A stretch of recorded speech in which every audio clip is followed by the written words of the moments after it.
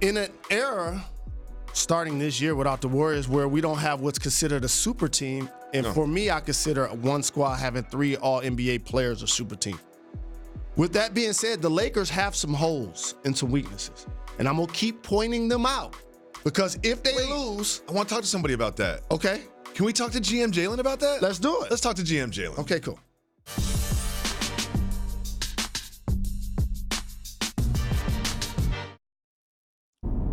General Manager Jalen Anthony Rose. You're talking about the Lakers. They are not a perfect roster. No. They are not a perfect roster. And there are now reports that they're listening to offers about Kyle Kuzma. So if you were going to upgrade this Lakers team, GM Jalen, how would you do so? You look no further than the most recent game they played. Here's a couple of issues that the Lakers have. They're not great three-point shooters.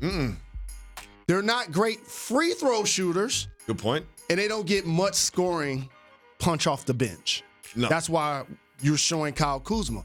Because coming into this season, and even I talked about him growing into an opportunity to be like part of a big three.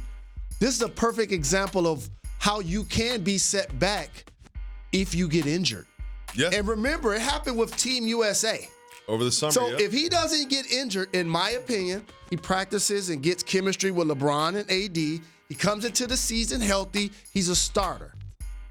Now you get injured. They're already off and running. We got to bring you off the bench. Oh, yeah. And so now all of a sudden, your opportunities are lessened. The shots you can miss, the times you can have a turnover, the times you can make a mistake. And now it's win at all costs mode, literally.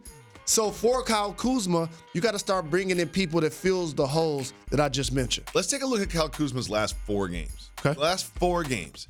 He hasn't played that great. You know, he's only 8 points. Look at that field goal percentage, 27%. What does that tell you about what's happening with him on this team right now? So when you're building a team around a superstar, and you notice I don't use that term a lot. I took it out of my vernacular in sports.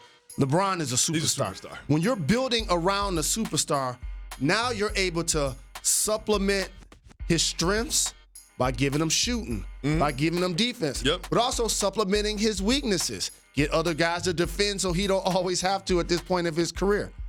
Kyle Kuzma doesn't really fall into either one of those categories. Supposed to be the shooter, but it just hasn't been knocking him down. No, he's not. He's a scorer. He's not a shooter. He can make catch and shoot shots, but that's not what you... I don't want to look at a stat sheet and Kyle Kuzma is taking 10 three-point shots a game. No. I want him mixing up his game because he's a versatile scorer.